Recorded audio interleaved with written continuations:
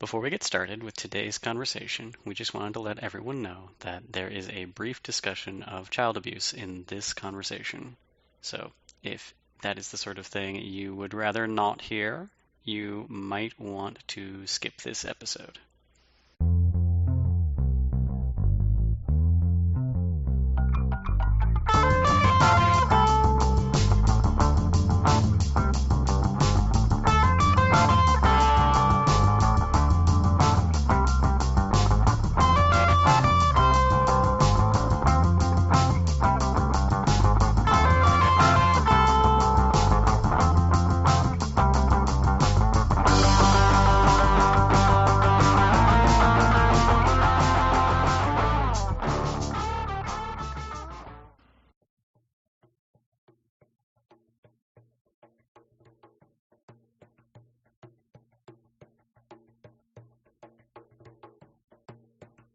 You have something of ours, Goon said. I never meant, she began, then simply handed over the drum. Goon took it reverently, then snatched her hand before she could draw it away. Her palm flared with sharp pain. All the skin from the base of her hand to the ends of her fingers was black. The curse, she thought. It's going to make my hand fall off. I'll never paint again. Goon spat on her palm, and the pain died as if it had never been. With wondering eyes, Jilly watched the blackness dry up and begin to flake away. But the curse, she said, the bounty on my head. Your curse is knowledge, Goon said. But... Welcome back to Walking Away from Arcadia. I'm Victor Kinzer, and I'm here with my co-host Simon Eichhornchen. And today we're going to go to the far edges of the dreaming and talk about some things that are often overlooked or ignored. We're going to talk about mortals, Canaan, the autumn folk, and the undone. We're also going to be talking about the Dauntain, which at one point we thought were going to fit very neatly in this episode. As you hear, they're going to fit a little less perfectly than they would have before, but it should still be pretty interesting. There's a lot of rich, meaty cultural goodness to get into with these topics. So we're going to start with mortals and the Canaan. Simon, what are the Canaan? The Canaan are what in Dark Ages Fae would have been changelings. In the modern period, the Canaan are human beings who are touched by the dreaming in some heritable way. So they are the issue of liaisons between humans and the Fae. They are the descendants of people who spent huge amounts of time with the Fae or in the dreaming and took on a bit of that enchantment and it got into their bones. And before the modern period were often heroes and villains in mythology and in stories. Like a lot of things in Changeling in the modern period, they're a bit more tragic than they are horror, but there's a horror element there. They are capable of seeing and interacting with chimerical reality just by existing. They don't need to be enchanted like true mortals do. But they also lack the raw dreaming power that a changeling has. But that changed a little bit in C20. But they often are born to families with no true Fae parent or family member that can explain what's going on for them. And so what in a young child looks like play or sometimes inexplicable terror because there's a chimera or something in the room that nobody else can see, as an older child and as an adolescent starts to get really awkward and often draws the attention of authority figures, psychologists, teachers, and although the Canaan are exempt from Changeling's toxic relationship with banality, they still have a banality trait, and it goes up over time. It doesn't undo them the way it does Changelings, but it turns their relationship with the dreaming pretty toxic. And on the other hand, there are the enchanted, who are pure 100% mortals, who a changeling found and imbued with a tiny fragment of the dreaming for a little while. And they can temporarily see and interact with chimerical reality. That time is longer if they're in a freehold, but it's still relatively short pre one weird thing C20 did. And what is that one weird thing that C20 did? C20 introduced a way to permanently enchant someone. Permanently is still not as permanent as it would sound from the name of it, but they added a ritual called the Ritual of the Cleared Mists or something like that, where always a group of changelings get together and bestow a high honor upon an enchanted person or decide to fuck with somebody, and they imbue them with 20 points of glamour. And it creates a human being who has a massive glamour pool and for some reason isn't insane. And they treat that glamour pool as insulation from banality. So rather than the way it normally works for Enchanted, where they lose a point of glamour a day when they're outside of a freehold and interacting with the chilly modern world, and then eventually they hit zero and they're not enchanted anymore. Usually that's within a few hours of being enchanted. With Cleared Mists enchanted, they lose that point of glamour whenever they would take a point of banality. And so eventually they'll run out of glamour and they become undone enchanted. They can never be enchanted again. And it's kind of implied that they become autumn people, mostly, but really they just kind of go back into the mists, the way humans tend to when they interact with the Fae, but they forget. I, yeah, I remember us talking about this when you were first reading it, and part of why I asked is honestly that sort of flew right out of my head. I can't imagine ever using those rules, especially the idea that you basically ruin the dreamer.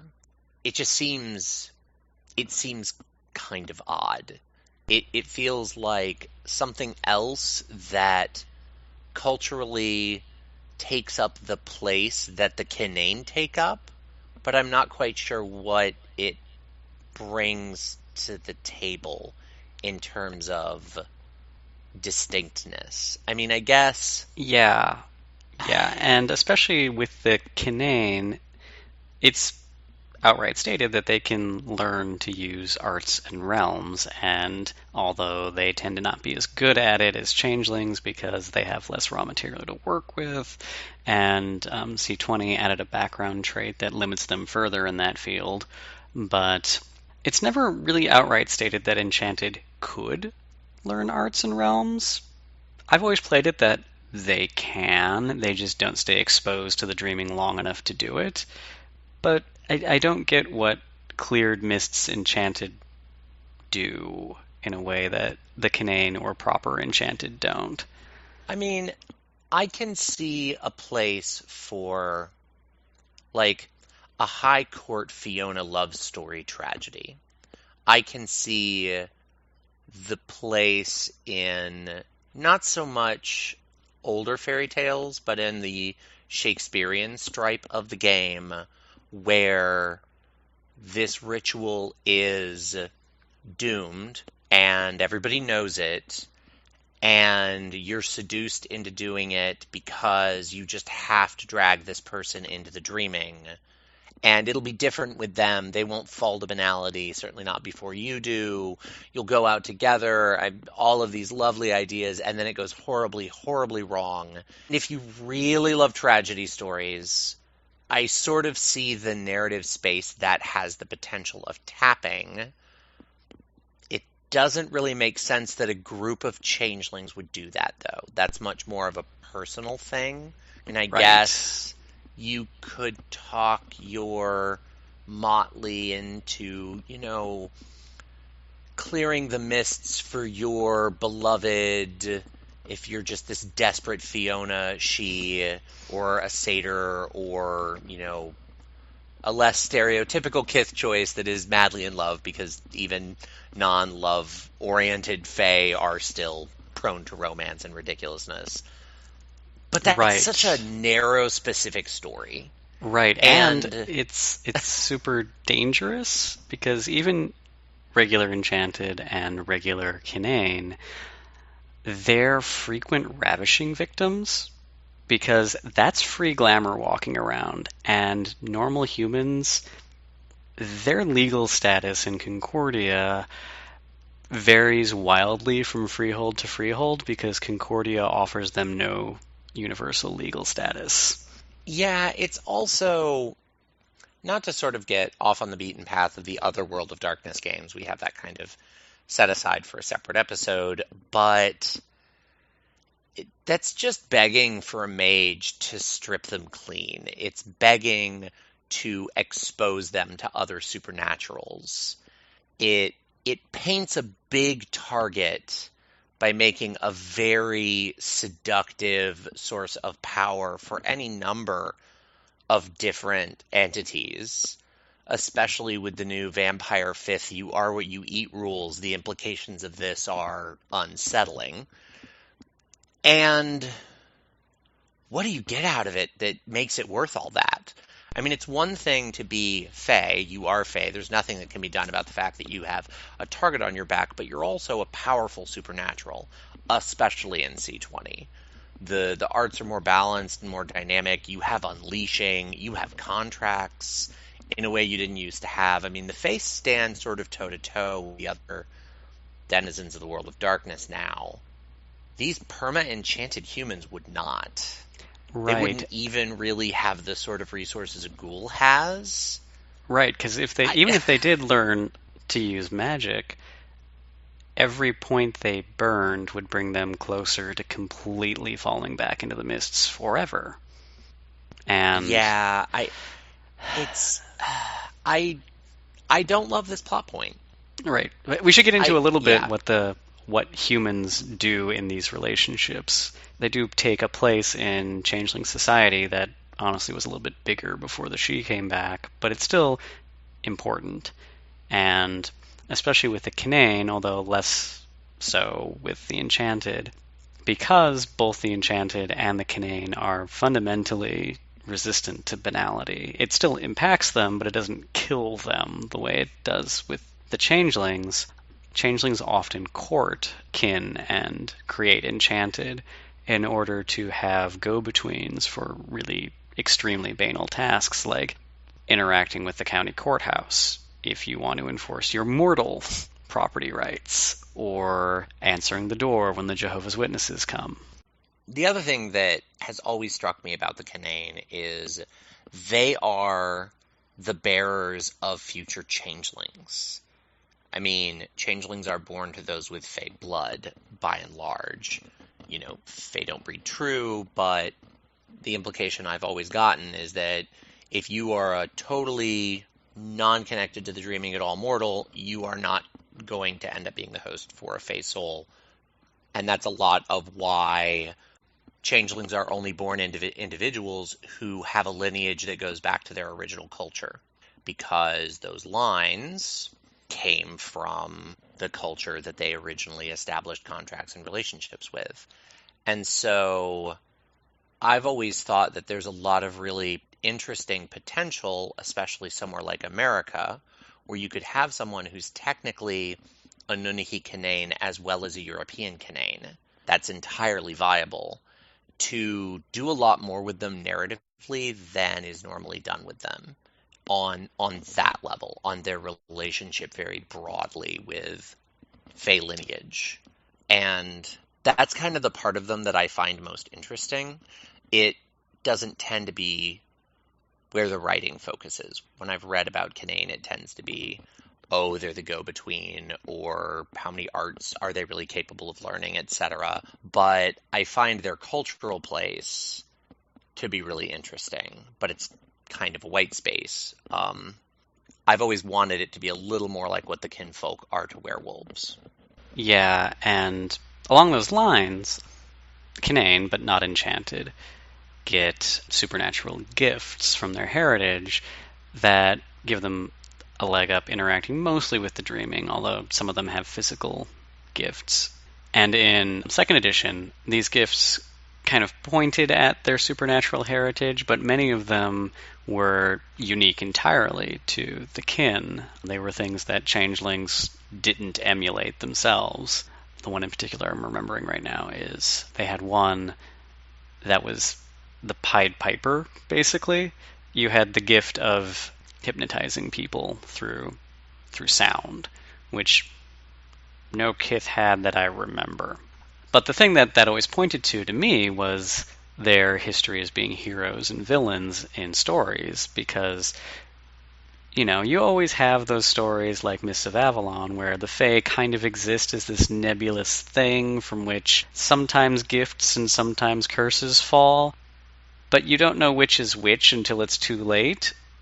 But the heroes who interacted with them and came back to the world with these gifts or curses, they're the ones who end up doing most of the work. Yeah, that's very true. That's not something that I've thought about before. I think there are a lot of really interesting stories there, especially because the upside of being Canaan is you're sort of immune from banality. You know, does affect you some, but you're not impacted by it the same way changelings are. But the downside is, you're still connected to banality. You're Canaan, your sibling is a changeling, you're the one that can go deal with the toxic evangelical mother.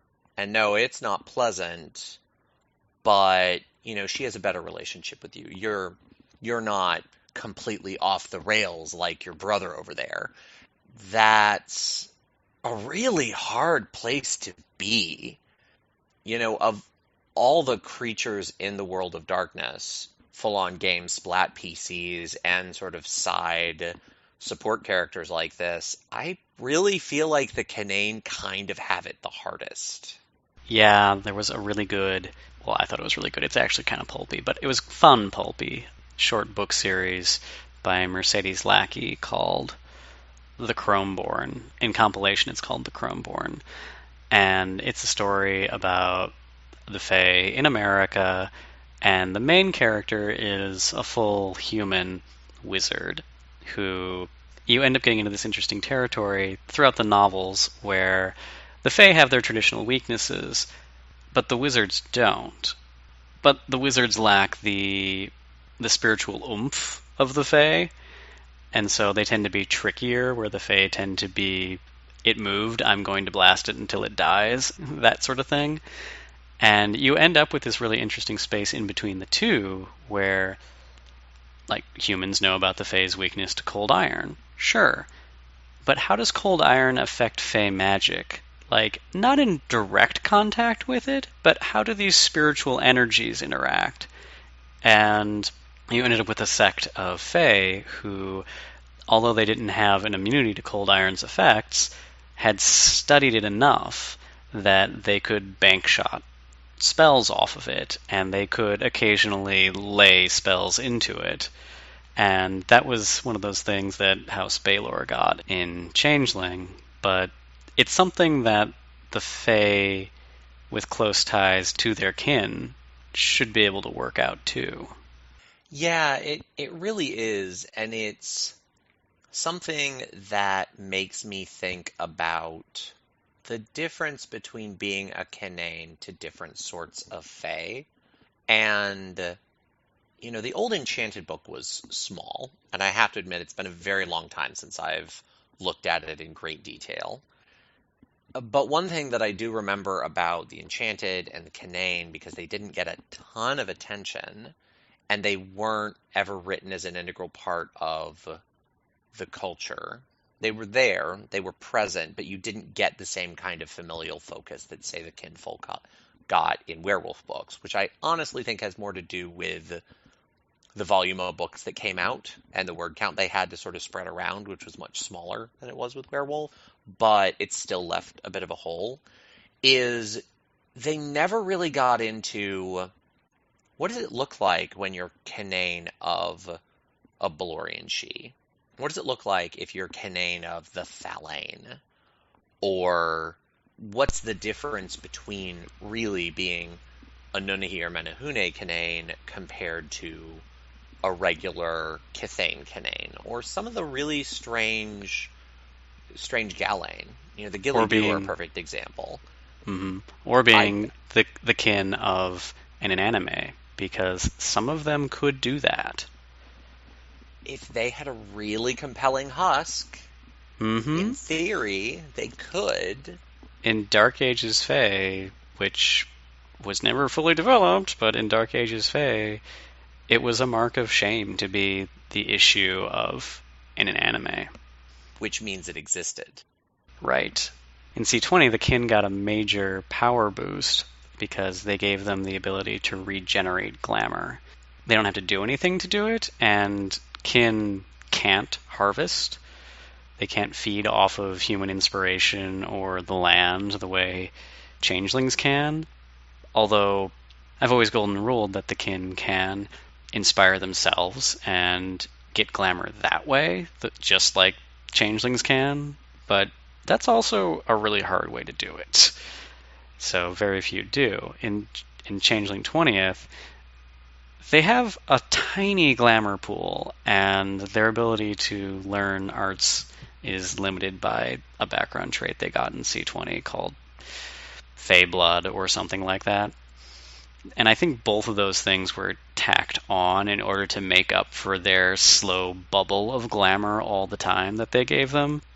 And I have mixed feelings about those two things. Well, really, I have mixed feelings about all those things together, but giving them the ability to regenerate glamour gives them a bigger space in the game. Because before, they had to be the clients of a changeling to ever have glamour. Yeah, I like that they have the ability to procure glamour, but I don't know that I like that they just have a perpetual bubble and they don't really have to do anything with it. I think I prefer your golden rule, and part of that is, and we've talked about this difference in our playstyle. You tend to be, pretty single-mindedly in Changeling when you're in Changeling, and the one other corner of the World of Darkness that you play in is Mage, but I tend to run a pretty holistic World of Darkness game when I'm playing anything other than Changeling. Changeling I do tend to isolate a little bit when I'm running it, because I think the occasional prodigal adds a little bit of flavor, but more than that, and it kind of breaks things up. But the thing about the Canaan are you can be a Canaan werewolf. You can be a Canaan mage. Heck, I think you can be a Canaan vampire, as ridiculous as that is. It's a merit. And if You you just made give Ventrue interesting to me. This is actually something that became a bit of a debate when the recent Mage Book of Secrets came out, because Book of Secrets was developed and written and sort of sent down the pipe before C20 was anywhere close to being done. And, the two developers didn't share text. And so the developer for Mage kept the old rules for the Fey Touched and the Canaan, which are two different things. They're two different merits. And both of them say, if you are a technomancer of any kind, you cannot support these merits because you are too banal. And in the older editions, that more or less fit. The technology is evil and banal thing was always awkward, but it was the rule. As of C20, it really doesn't fit at all. And there was a bit of, back and forth and blowback on the errata thread over that. Didn't end up revising it. So there is that rule is in a brand new minted 20th anniversary book. But it does kind of highlight the lack of consistent development across these games. And this glamour bubble thing is kind of that in reverse. Because if the Canaan get a permanent glamour bubble, man, the Canaan mage merit needs to be like a 10-pointer. Because you're effectively taking the I'm a Nephilim merit. Yeah, you would, I mean, depending on your paradigm, you'd just kind of be constantly producing a sort of quint. if you have Prime, you can turn Yeah. any supernatural power stat into Quint. Mm-hmm. Done. Yeah. That's Yeah, and that's one other place we always golden ruled for the kin whenever it came up was they can use dross. It was never said that they couldn't, but we kind of unequivocally went with yes, they can because they fucking need to. Yeah, I like the idea that they can inspire themselves. Yes, that's hard to do, but it opens the door a little bit. I like the idea that they could hunt down dross, although given the way you handled dross and musing, and that musing is really about collecting dross, that gets them pretty close to some of the things that the Fae can do, but if they can't do the actual inspiration half of musing, that's still pretty limited. Yeah, But for them it ends up being hunting down chimera kind of a thing. yeah, which leads into that hero story. Yes, To me, that yes. creates a place from which their role in the myths naturally emerges out of a personal need. It also gets into how selfish heroes really are. These aren't noble pursuits. So I like that. I like what that creates in the game a lot more than, well, we're going to give you a glamour bubble because otherwise you're not interesting because you can't do anything. I understand where that came from, but I think I prefer forcing them to work a little bit for their money. Yeah, I think there's a lot of space for Canaan sorcerers. If sorcerers are still a thing, I don't think they are in M20. They are actually. Sorcerers weren't included in M20 not because they're not a thing in 20ths, but because there just wasn't room in the book. There are new sorcery paths in the Kinfolk book and a couple other books. They haven't done like one sorcery book, but sorcerers still very much exist in the world and are acknowledged and mentioned. I think the most natural fit for kin who manage to survive their family members is to move into hedge magic because glamour's seductive and awful, and it's actually directly stated that you can awaken as kin, but I feel like the nature of the dreaming would mess with that enough to make it kind of rare, like rarer than it should be. On the flip side, though, you have tons of experience with really, really reliable kinds of magic happening.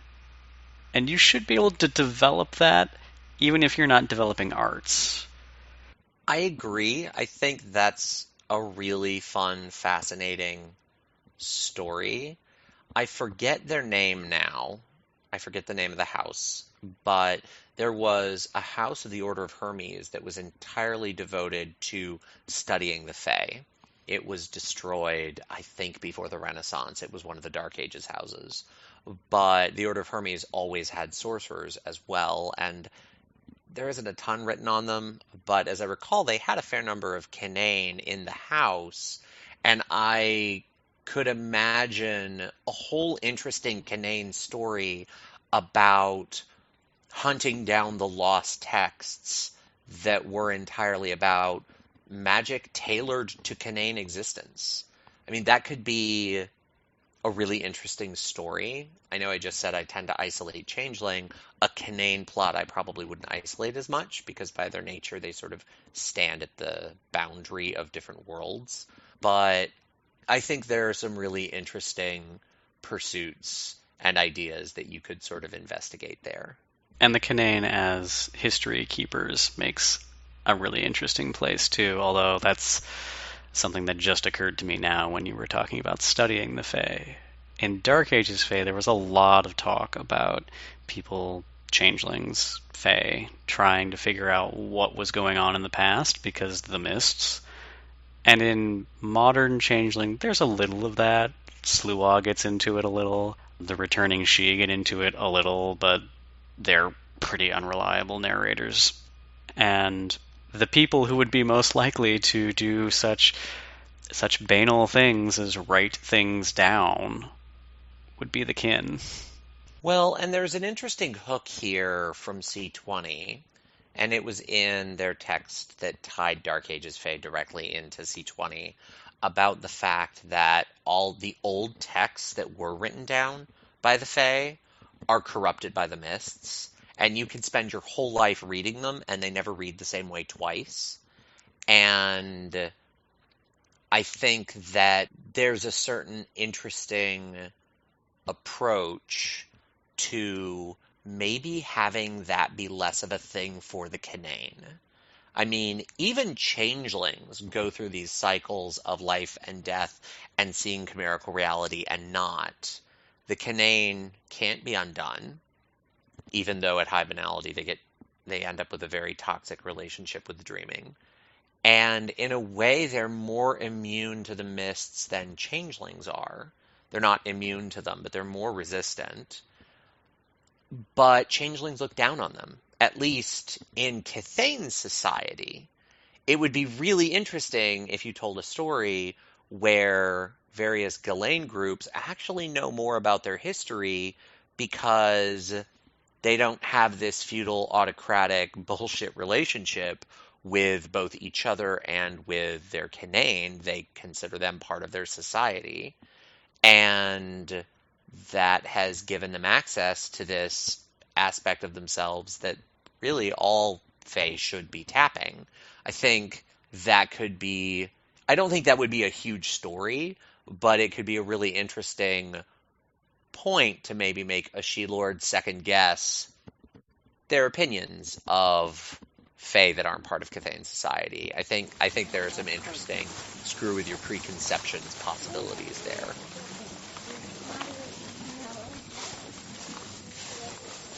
Tyson, June. I'm not really sure what I was expecting. That everything would be the same, I guess. But, of course, nothing is. And how could it have been? The first inkling I get is when we come up through the fields behind the house, and I see my old trees gone. All that's left of that huge, friendly old monster is a blackened and charred stump. What wood remains is rotted and covered in fungus and ants.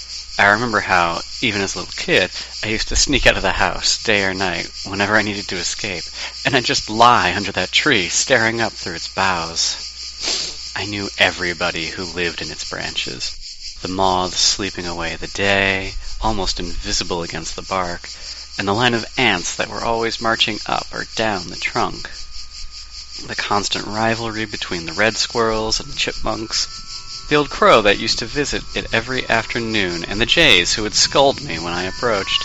Wrens and sparrows were constantly flitting from branch to branch. Sometimes there'd be a raccoon watching me from the branches. I'd follow their various adventures the way other people follow soap operas, making up stories about why they did the things they did, and at night I'd find the stars through its branches and pretend they were fairies, or at least fairy lights. This is how things were when the lost little girl I was came out to find comfort under the spread of its branches. I don't know if I could have survived my childhood without the friendship of that tree. All gone now. Tree, little girl. I guess I've been standing here forever, looking at the blackened stump. I hear Geordie clear his throat, and the sound makes me blink. I feel like I've come out of a dream. You okay? He asks.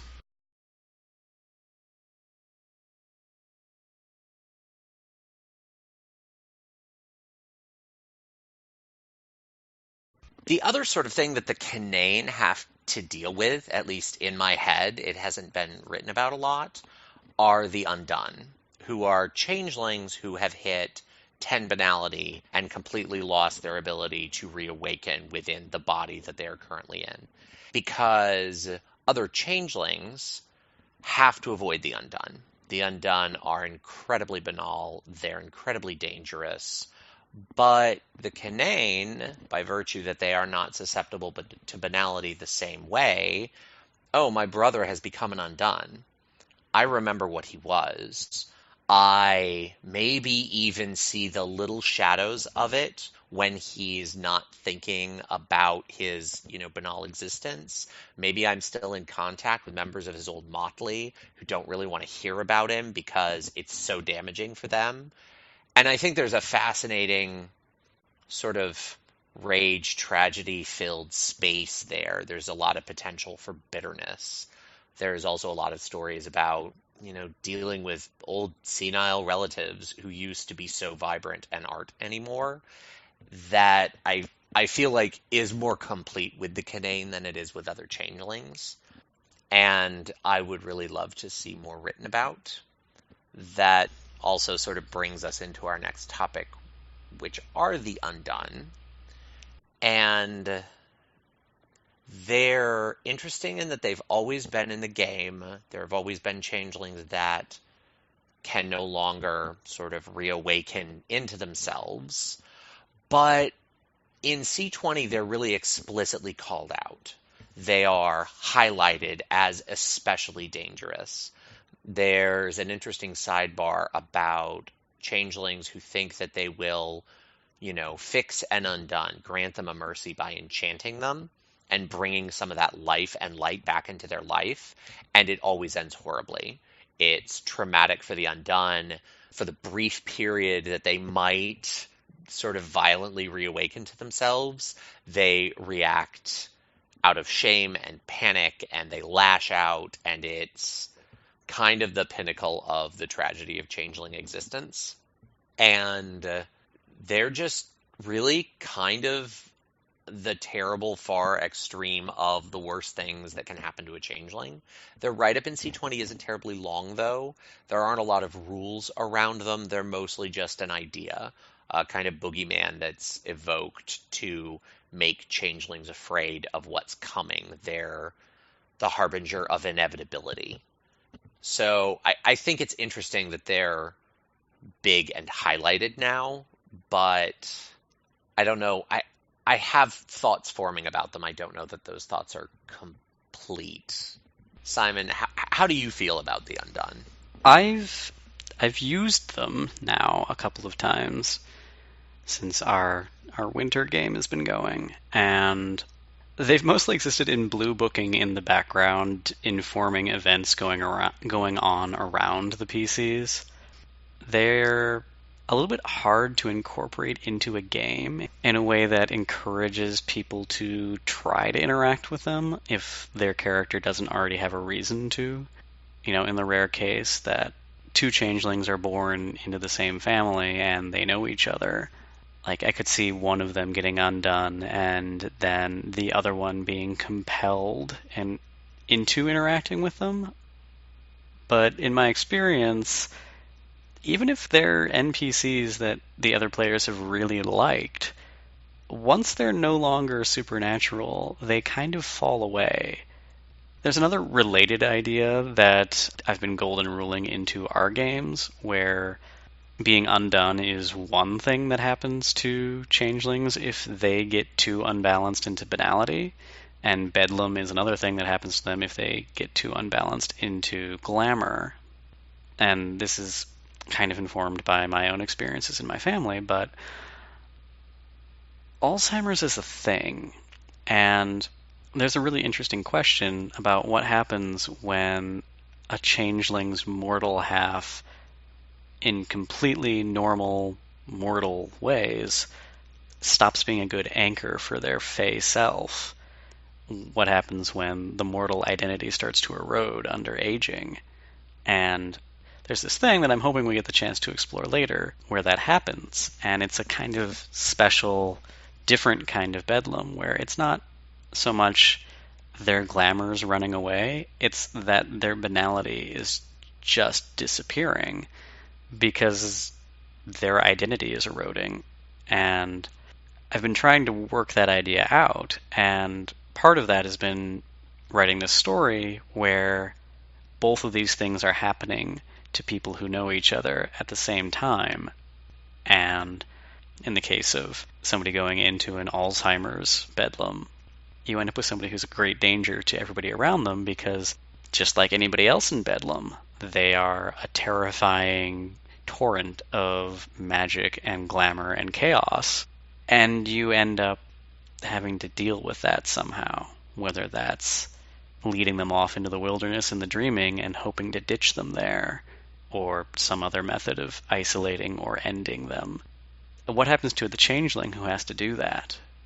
It's hard enough for completely normal humans to deal with the idea of euthanasia or mercy killing. What happens to somebody who that's also a banality trigger for? Yeah, and I mean, we've talked about this story before and this concept, this idea, and it really speaks to me very strongly. My grandmother had Alzheimer's, and she progressed very slowly through Alzheimer's. She wasn't in deep dementia for very long. She had very, very mild dementia for a couple years, and then the intense dementia lasted a couple weeks, and then she passed. But there's something really interesting that I remember happening in that for most of her life, she had a contentious relationship with my father. They were never estranged, but they just had a contentious relationship. And my other uncle, she had a really great relationship with. And it was kind of that my grandmother would fall on the banal spectrum. And my Uncle Tom, I would say, would fall on a much friendlier part of the banal spectrum, but still, they were both very grounded, very focused, very driven individuals. My grandmother, maybe a little more too much. My, uncle more productively. And my father was a theater director and very boisterous and very emotional and very all over the place. And when my grandmother got Alzheimer's, those roles flipped. My uncle lost all of his patience. It all went away. I only saw them interact a couple times during those few years, but he was trying to be the grounded, practical one and deal with reality. And she was just trying to cling to absolutely anything that made her feel whole and complete, and it just wasn't viable. They ended up having this very contentious relationship, and suddenly my father was really compassionate and caring and patient with her. And I imagine a very similar thing happening in the situation you're talking about. I can just imagine, like with the two sibling situation, where, youth as a fae, great, wonderful, banal family members don't understand you. What the hell are you doing? What are you doing with your life? And then you air quotes, get your act together, become undone and become what they view as a productive mortal. And then I'm going to use the term you told me about. I know you haven't used it in this episode. Thimble spring hits and you go off the deep end and this fae comes back in the most toxic way possible. Your changeling relatives certainly aren't happy about it and they aren't going to deal with it well, but man, the way your banal relatives would relate to that. The whole thing would be such a mess. It would be such a tragic, horrific mess. It gets to the heart of the part of Changeling that I find most compelling. The part of Changeling I find compelling sort of the way I find Wraith compelling.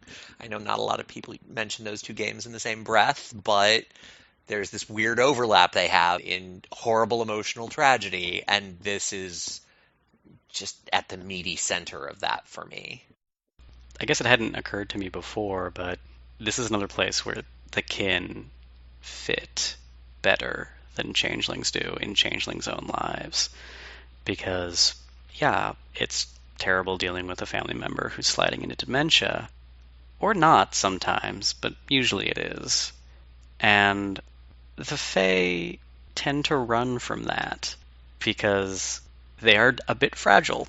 And, in that situation, if you had a contentious relationship with your parent already and they turn into one of those awful Alzheimer's people who, falls back into old bad or bad for you habits, it just gets really painful. My maternal grandmother, when she was doing it, my mother had a really awful relationship with her.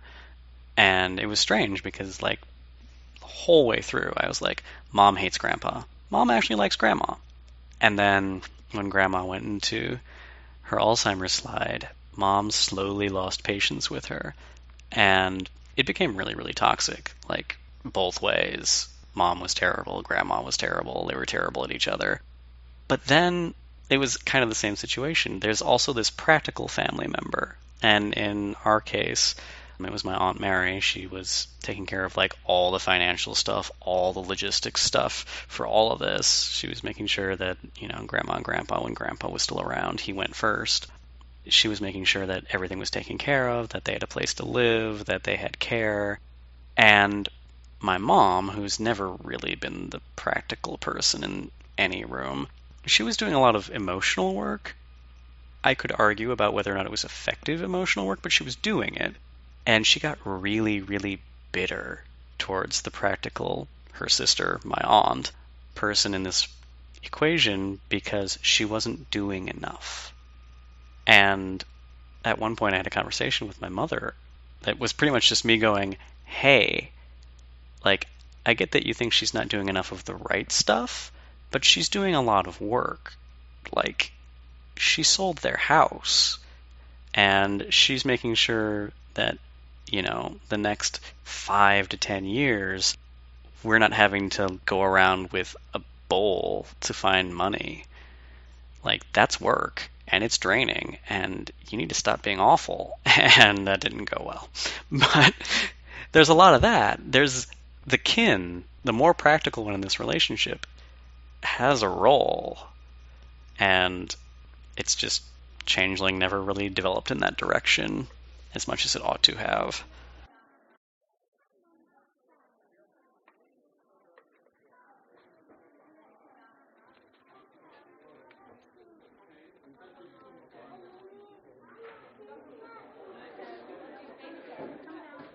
In the House of My Enemy by Annie Mackle. Pencils. Your Street Studio, Newford, 1991. The images are crudely rendered.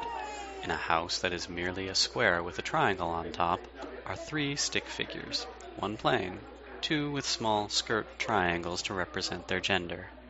The 2 larger figures are beating the smaller one with what might be crooked sticks or might be belts. The small figure is cringing away. When I was discussing this show with Jilly at a cafe near her studio, she showed me the visitor's book that was set out at the show, and opened it to a page where someone had written, "I can never forgive those responsible for what's been done to us. I don't even want to try." Please continue clockwise around the room that you're in now till you come to Exhibit 452 to continue the audio tour.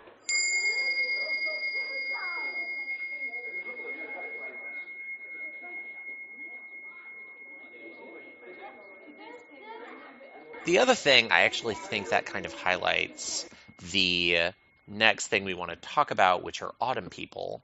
I originally thought, when we talked about this episode, I would sort of move from the undone possibly becoming autumn people, and they honestly often would become autumn people. But your story brings up some interesting dynamics in terms of bitterness and anger and sort of the more normal story of how autumn people are formed.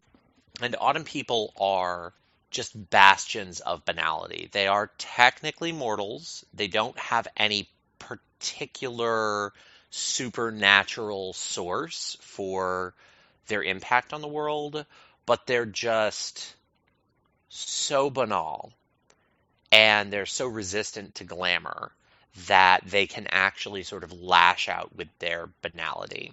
In the old Autumn People book, and it was a first edition book, they were, librarians and teachers, and it was, their write-up was not terribly compelling. I really love what C20 did with the Autumn People. It's one of the areas that I think C20 really improved and expanded the game, in that they now have powers, and those powers are called stigmas, and they're really sort of designed around the idea of the way that society traumatizes people that aren't compliant, that aren't the same. I'm just going to read a couple of the stigma names: numb, rationalization, erasure, aversion therapy, and lingering doubt. The actual systems for the stigmas are a little weird. The autumn people gain banality when they use them, which in a purely thematic sense I understand. It's also not really a terribly sustainable power usage dynamic.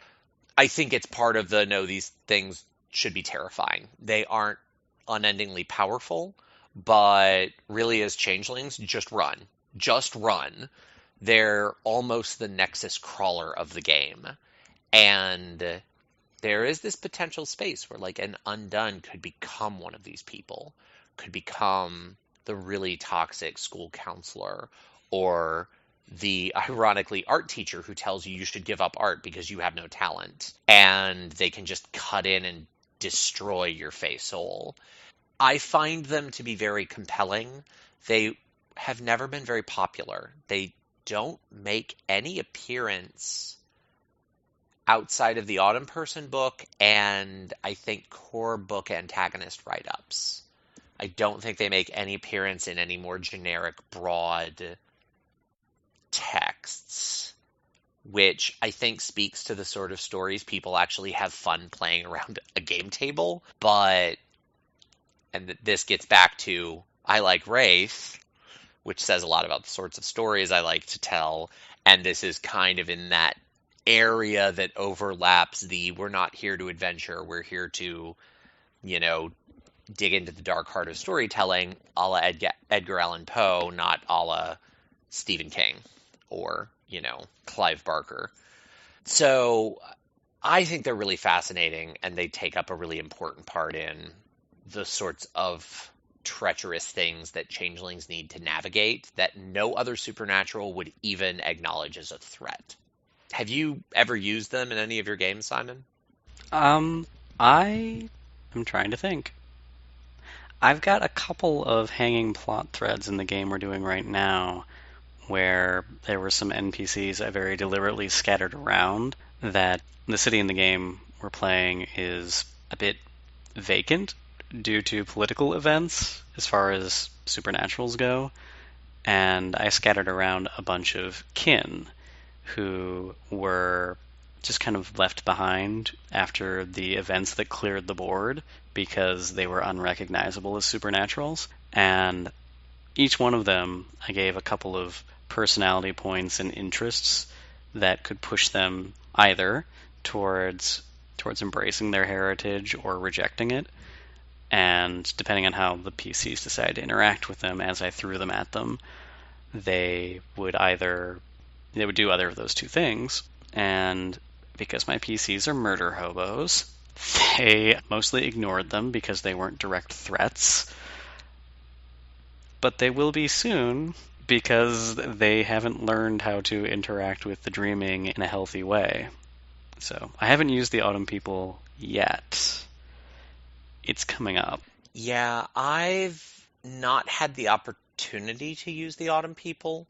My experience with long form Chronicle Changeling storytelling, I played in some games, but my long form Changeling storytelling experience was back in college, and man, if I'd tried to tell an Autumn Person story, I would have lost my players. They were pretty invested in silly, ridiculous urban fairy tale shenanigans.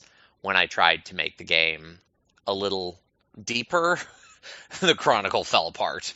And my more recent experience has been short form games, con games, things like that. And the Autumn People are just hard to engage with in that format. Mm-hmm. They call for a longer story.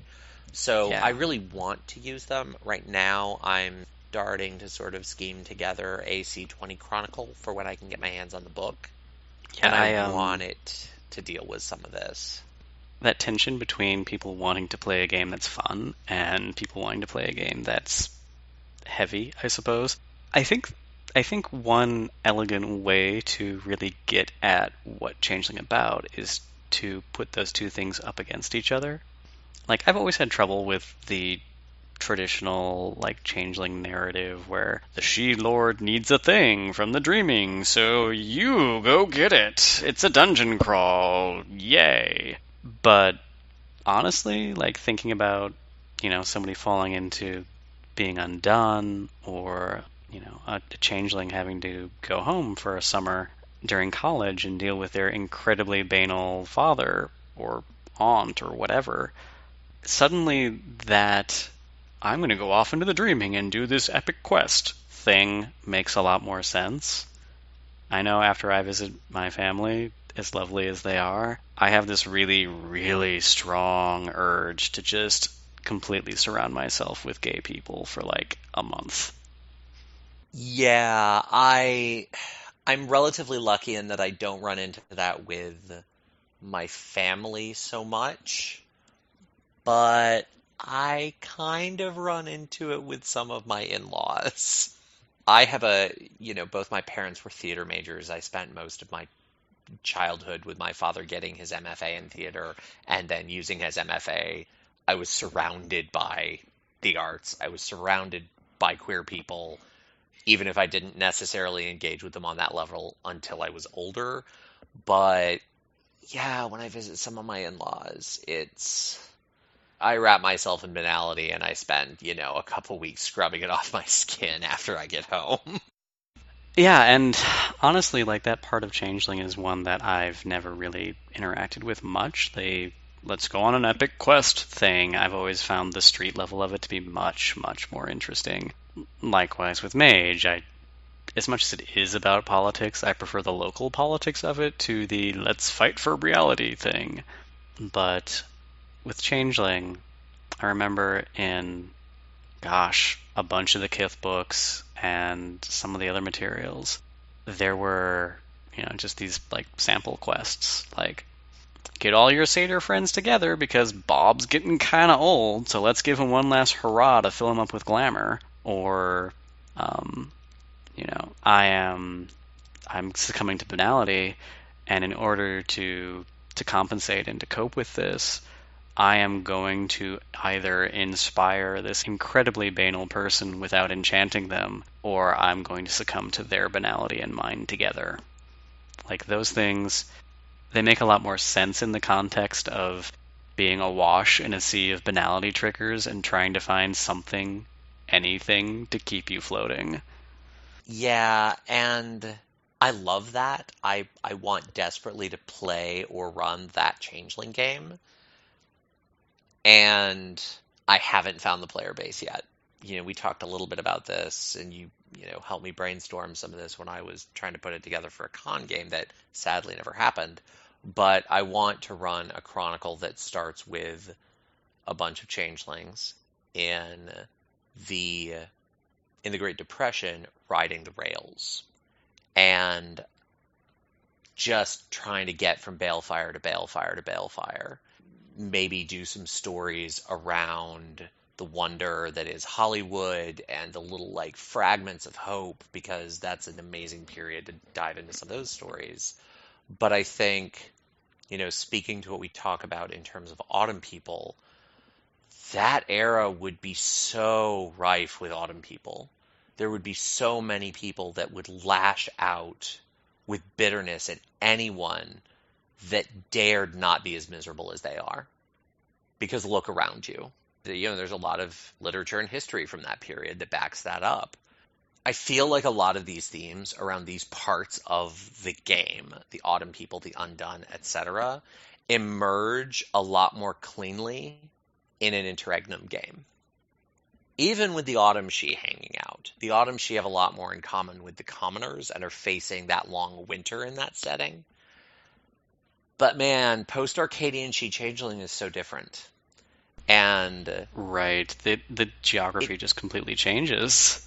yeah, and it's a lot harder to tap these things, especially because, it's so easy to play a PC that holds themselves up in a freehold and will never encounter an autumn person and will never be undone. They might slip into Bedlam on the weekly, but they're not going to face this side of the peril. And so many players want to play She. And so many players want to play the political game. Hmm. But at the And same time, where you have that peril, you have a really strong reason and impulse to go into at least what in first edition the Dauntain were, because they were changelings who wrapped themselves up as tightly as they possibly could in banality, some of them hoping that it would immunize them against the cold. yes, which we talked about this a lot, getting into some of what was in our antagonists episode. I always wanted the original Shadow Court to have a really strong connection with the first edition Dauntain, and they never did. And to give a little bit of context for everyone about what the Dauntain were, I say were because they were one of the things that they completely gutted and redesigned in C20, but I still think what they were is important. The Dauntain were super banal changelings, and it was a first edition book. They were in the Autumn Person book, and they didn't even get all their rules in that book. There was a layout mistake and a misprint, and some of their rules had to be printed in errata in the player's guide. They were weird. Their dooms, and Doom was their splat name, so the equivalent of a Kith. They had a Doom. And their dooms were not really wrapped up in what you would expect a banal changeling to be wrapped up in. I always pictured the Dauntain through the lens of gay reparative therapy, or the artist that is convinced they'll never be a valid artist and they become a graphic designer instead, and they work in corporate graphic design. And they never leave artistic circles, but they also become weird and bitter. Totally ran into this dynamic with my partner's uncle, who was in charge of his college fund. And my partner wanted to major in photography, and his uncle was a photographer. And his uncle was just bitterly against him doing anything with photography because it wasn't a viable career path. This is what he did, and it wasn't a viable career path. I can't even really encompass those conversations. I can't express them. They were years ago and they were so bizarre for me. But they are right at the heart of what I think the Dauntain are. And it's different from the Autumn people. Like an Autumn person is just pure distilled banality. And the Dauntain are that bitterness that comes from not quite being able to disconnect from glamour, but still resenting it for one reason or another. And it's a space that I think Changeling really desperately needs, but the original write-up didn't tap well. Like one of the dooms were sorcerers. I threw myself at banality to get magic power. What? They Yeah, also the black magicians were the only the only Doom that I really interacted with at all in a way that I understood, because I have a really hard time perceiving and understanding shame dynamics at this point in my life. And but on the flip side, I totally get the guy who like looks at the world around them and goes, "Yeah, so there's this awful thing going on over there, and the guy doing it is getting fucking rich. I'm gonna go do that." I see the she especially being really prone to the black magician doom, where they look at the world around them, they get bitter about it, and then they get callous, and then they start cheating, because changelings have always been able to wield banality against each other. The black magician just makes an art out of it. that makes a certain amount of sense to me. I never really liked the Black Magicians, I think partially because I feel like the Black Magicians would be the Dauntain that would have the greatest space in the Shadow Court. I feel like the Shadow Court would just be rife with Black Magicians. But I wanted the Dauntain to encompass this shame-driven space as well. And we talked about this, and I think in a previous episode about the gay sex club.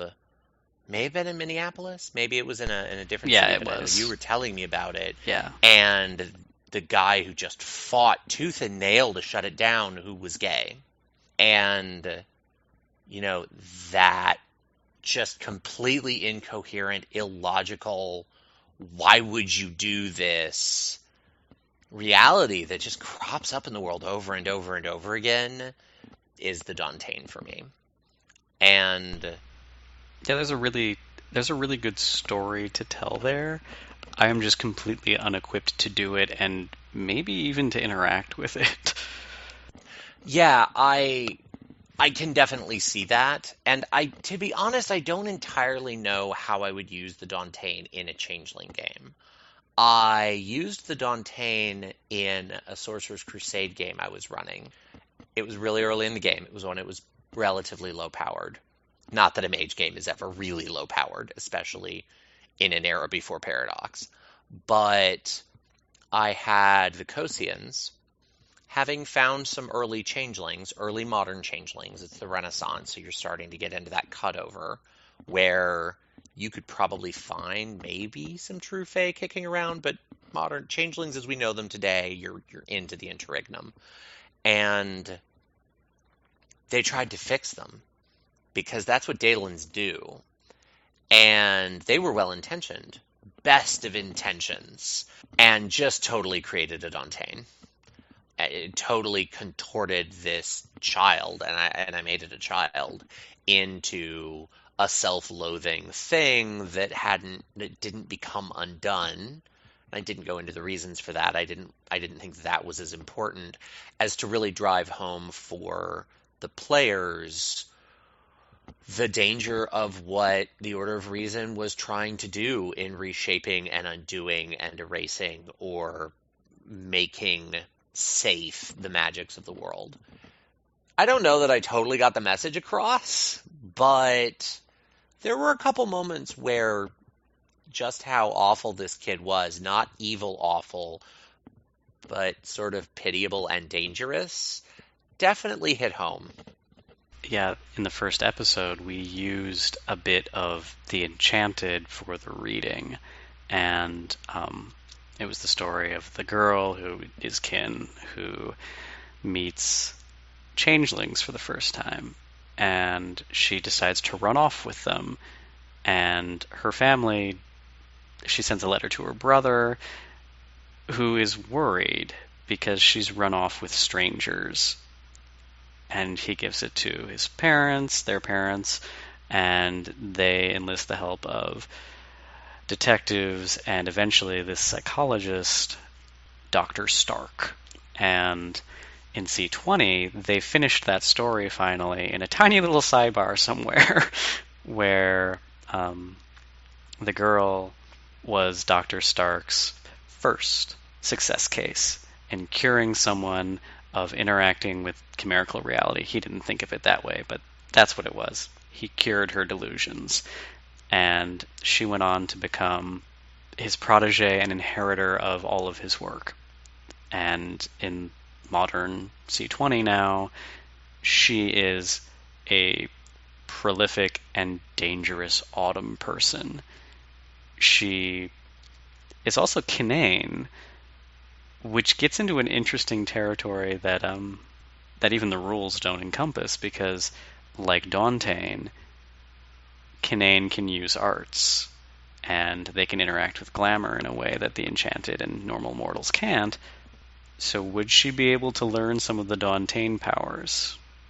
Well, and this gets into something that came up in one of the Changeling groups on Facebook. And this will get it. I kind of want to use this to segue into what the Dauntain are in C20.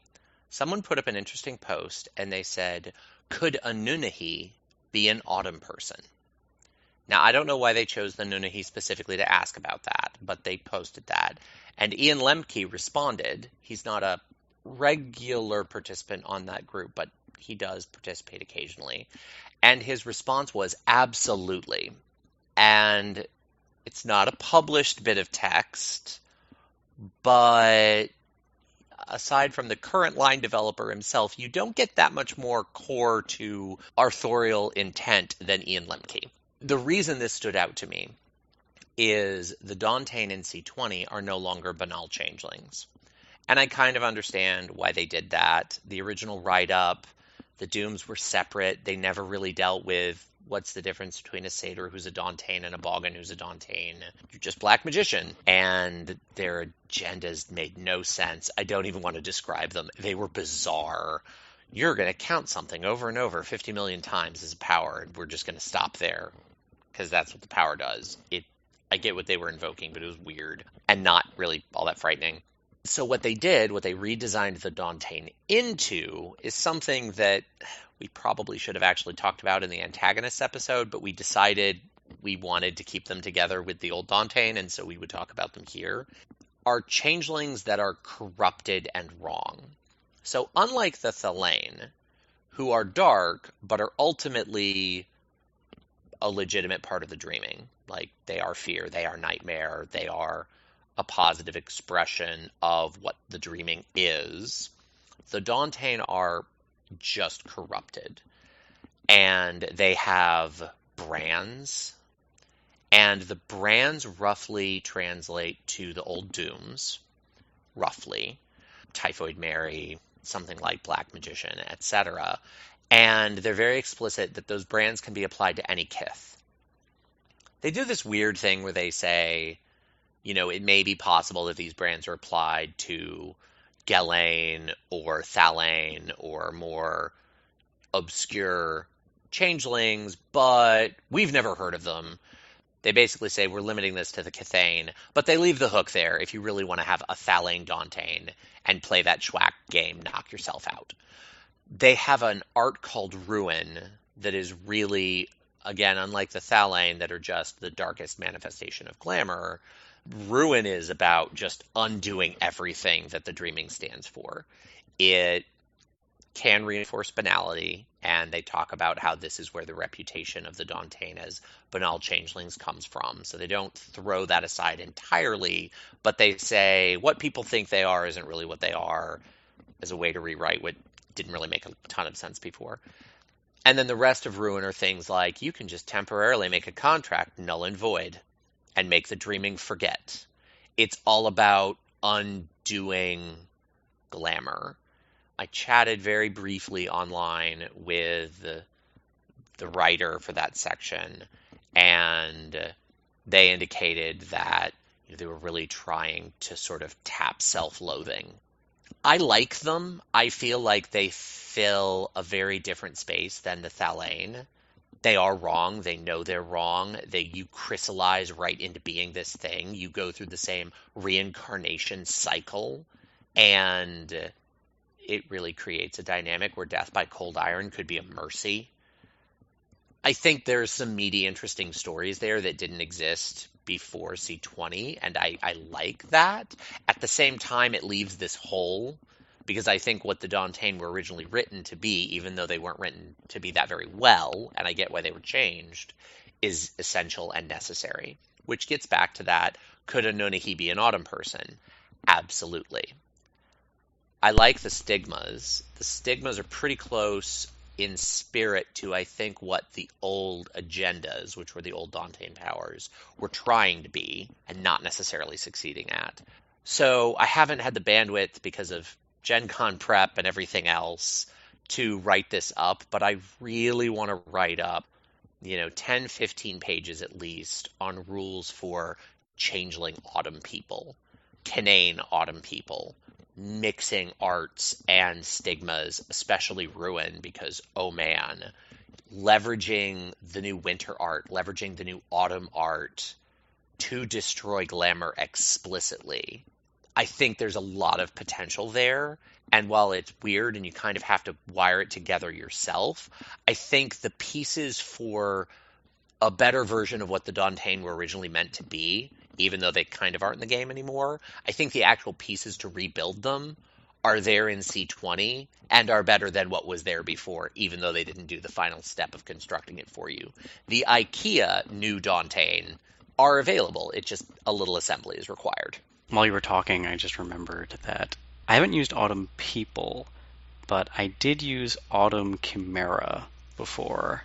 But the Autumn Chimera that I used were the product of a creeping corruption that was going on in an area, and because we're using a Dark Ages Fae mostly system, There's potential, which is the glamour analog, and there's weaving, which is the productive version of banality. It's the thing that allows you to create reliable effects using potential. And in our game, because C20 hadn't been out yet, and I didn't get the chance to see Ruin as an art, I just worked in an anti-unleashing.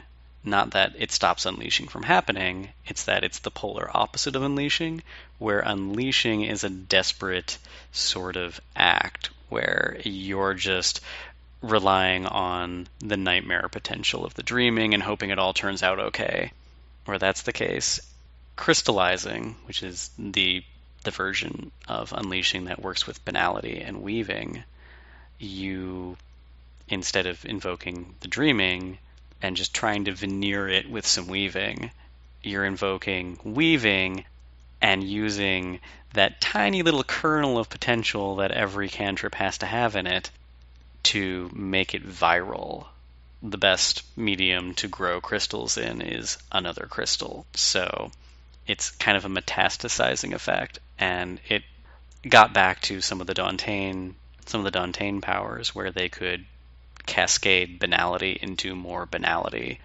I powered it down a little bit because they were chimera, and they didn't have quite as much banality as other things should, like changelings. They did have the basic ability to nullify incoming glamour, which sadly nobody picked up on because everybody had crappy Grimaire rolls. They built something kind of like that in C20. They're called Dream Eaters, Cold Iron Chimera. They're on the same page as that depressing little sidebar about what happens if you enchant an undone. It's not a long write-up, but it's 4 paragraphs, 5 paragraphs about chimera that become infused with banality, and it talks about them. Some of them squeeze feeble dreams from autumn people and somehow retain enough force of will to prevent themselves from fading into ephemera once the dream is gone. There's also a thing down here on chimera and banality, and this kind of opens up some potential that's similar to what you described in terms of tapping Dantean-like powers. Dream Eaters are created via normal chimerical creation.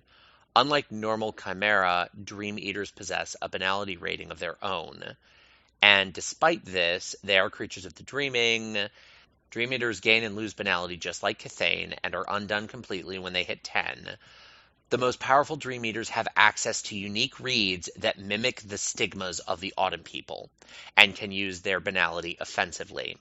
If a chimera can do that, then of course a changeling can do that. And you'd have to rebalance things, but again, this goes back to all the pieces are there. Even all the plot pieces, the canon stuff is all there. You just kind of have to construct it.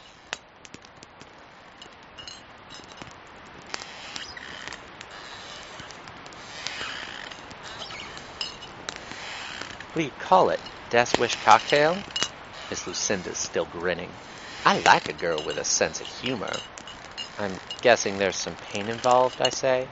Oh, there's a lot of things involved, Miss Lucinda says. Pain's only a part of it. You're talking about shifting the whole makeup of who your body thinks you are. There'll be fevers and shakes. You'll be seeing things ain't there, and the things that are going to be wearing new skins for a time. But you get through it. I believe you'll find it worth it. We sit another spell, Pinky and Miss Lucinda smoking, me thinking.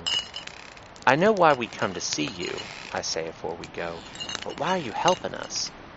I know you're one of these people or pretty close related. People come time to time, she says, asking for something, looking for potions and spells. Had me a girl with a desperate need to fly like a bird once. But most of them ain't going to make the world any more interesting if I take the time to help them. Just the opposite, in fact. But you, girl? She's looking right at me. You're different. Different how? There's a light in you, she says. A dark light, so strong it hurts the mind to look on it too long. So you're wondering why I'm helping you. That light tells me you could make things interesting again, if a body were to give it a little direction.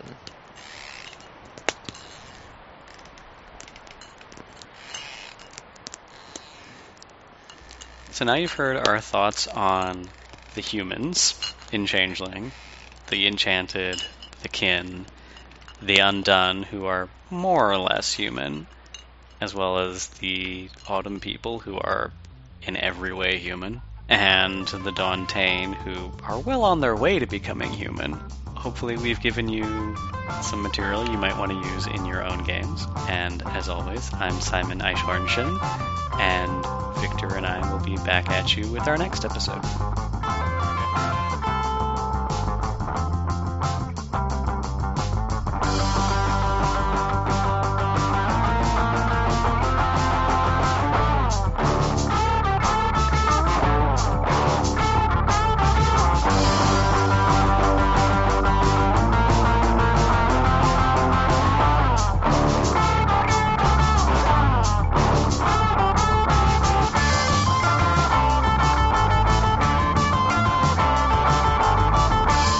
The readings from this conversation were from Dreams Underfoot and The Onion Girl, both by Charles deLint. The music from this episode was LSD by Mon Plaisir.